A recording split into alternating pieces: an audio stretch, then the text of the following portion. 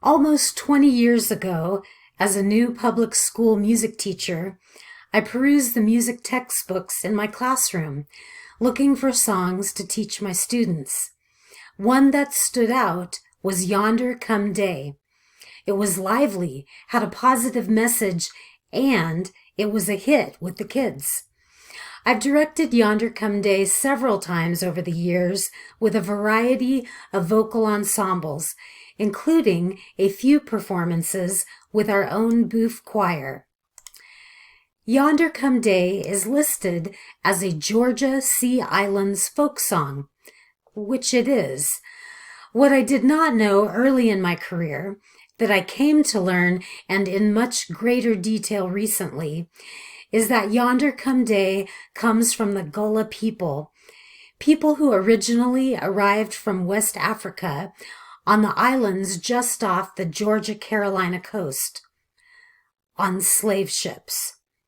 These islands were some of the first places to receive such ships, whose human cargo was sold to plantation owners throughout the islands.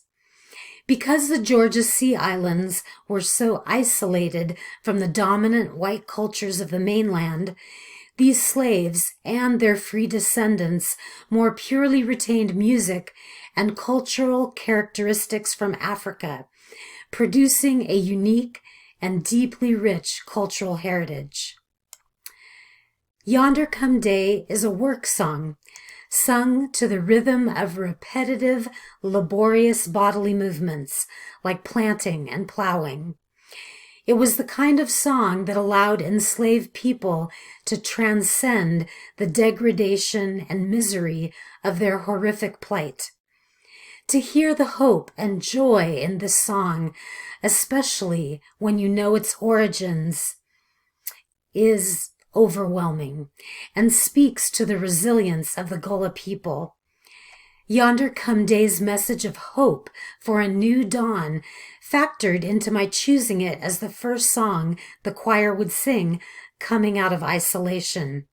And I would be remiss if I did not clearly state that whatever hardships we've experienced due to the pandemic can in no way be compared to the hardships of slavery. And as human beings, we are all bound by hope for a brighter future. This hope permeates Watch Night, a celebration that evolved around the enactment of the Emancipation Proclamation, when Black people gathered on December 31st, 1862, to await the new day and promised freedom. Today, Watch Night is an annual New Year's Eve tradition in the Black church that celebrates the end of slavery, reflects on faith, and strengthens beloved community. Yonder Come Day is often sung at Watch Night services. Since the 1920s, the Georgia Sea Island singers have preserved Gullah songs, including Yonder Come Day.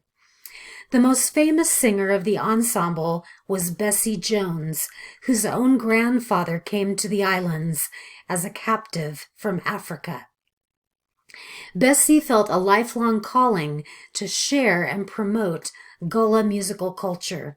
She even presented to conferences of music educators so Gullah music could be taught to American school children.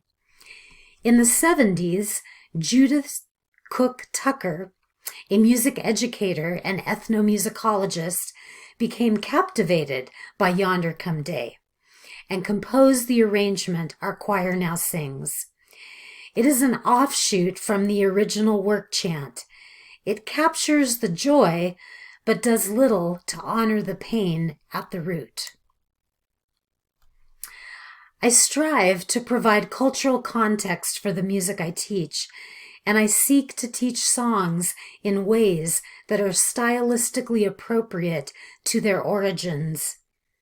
But I failed on this one.